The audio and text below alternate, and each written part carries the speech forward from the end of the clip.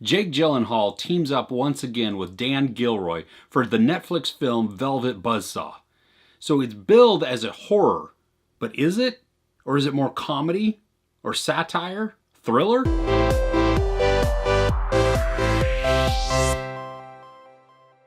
Zawe Ashton is probably the lead role in Velvet Buzzsaw. She plays the character of Josephina. And what happens is the premise, the whole thing that surrounds the film, is she finds this artist's work when he dies in her building.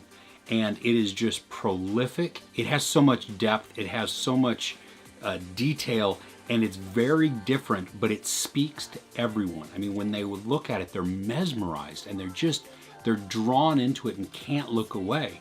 And what happens though is more and more people that see it, and then as it begins to get sold, bad things start to happen. Velvet Buzzsaw really captures the pretentiousness of the art scene. I mean, these people that they show are just so self-absorbed and so self-important and just on the fringe and not really in touch with anything. And it's so in that part, it's really kind of a satire because the film is poking fun at them. I mean, at one point, John Malkovich plays an artist and he's struggling. And mainly he's struggling because he's been sober. And one of the art gallery owners has come to see him. And he walks in and he goes, "Ooh, this is a remarkable piece." And he's looking at this pile of trash on the ground. And John Malkovich is like, "That's my garbage. That's not the art." And so in that, again, Dan Gilroy is really starting to poke at the whole art scene and just what we value in art.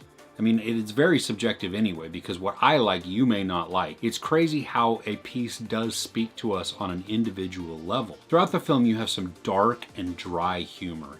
And it doesn't come just from Jake Gyllenhaal. I mean, some of the characters they share in these moments. And then you combine that with the framing and the soundtrack, and it just adds this sense of foreboding. You don't know exactly what's gonna happen, I mean, especially if you haven't seen the trailer, but you get this unease that something good is not around the corner. Now, some of the art installations that they show that have nothing to do with the artist that dies, I mean, they are just downright creepy and just weird. It contributes to that whole uneasiness that you're feeling as you watch. You're just like, oh, that's not right. You shouldn't, no.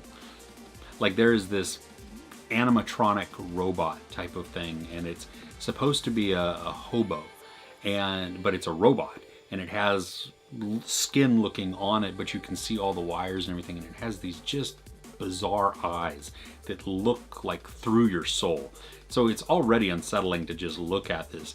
And it starts to talk to Jake Gyllenhaal when he sees it, and that's part of the art installation. But then he turns and it says, "I can save you." No, see, that's just gotta go. Like I said, Zawe Ashton is the lead in this, but it's really Jake Gyllenhaal's movie. And in this, he is intense and cutting and confused and bizarre all at the same time, and also a little bit terrified. And you get to watch his character kind of unravel as he thinks he's discovering things. And you're not sure, he's not sure, if the things that he's seeing are actually just in his head or if they're actually really happening and he's not going nuts. I was really surprised that some of the scenes looked like they were more made for TV than made for cinema. I don't know if it was the frame rates that were different or different cameras or whatever it was, but it lent itself to more of a lo-fi type of watch and that didn't fit with the rest of the feel. And that's the only reason that I bring this up, that it just kind of stood out. There was a part where Billy Magnuson is driving a truck and he's transporting all of this art. And in that scene, it didn't look like it fit. And so I don't know if it was a reshoot or what it was, but it didn't have the same look, feel, texture, grain of the rest of the film. And speaking of TV or feeling like TV, a lot of the movie felt like a Twilight Zone episode. And that's not to say it's a bad thing by any means. I mean, I love the Twilight Zone. And so it gave me that vibe.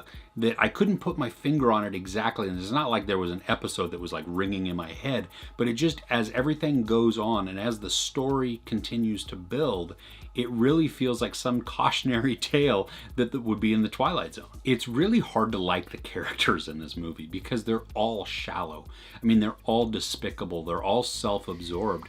And that's exactly how they're supposed to be. You're not supposed to like any of them, save for Natalie Dyer, who, you know, she's from Stranger Things. I mean, that poor girl, she discovers all of these dead bodies too.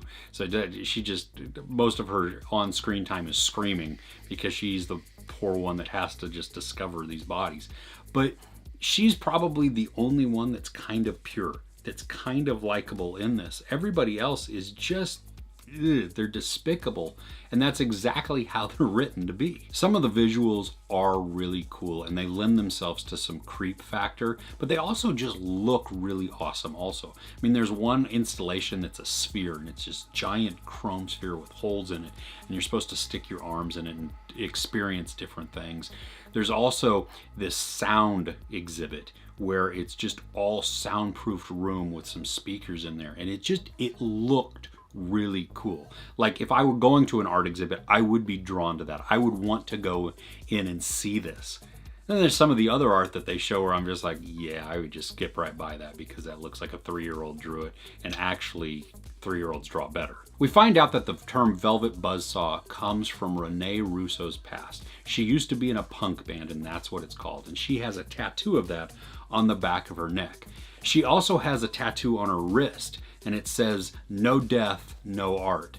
And that's really a nod to what the movie is about and just where the story is going. Jake Gyllenhaal also delivers a really good line in the film, and he says, "We don't realize the value of friends until they're gone."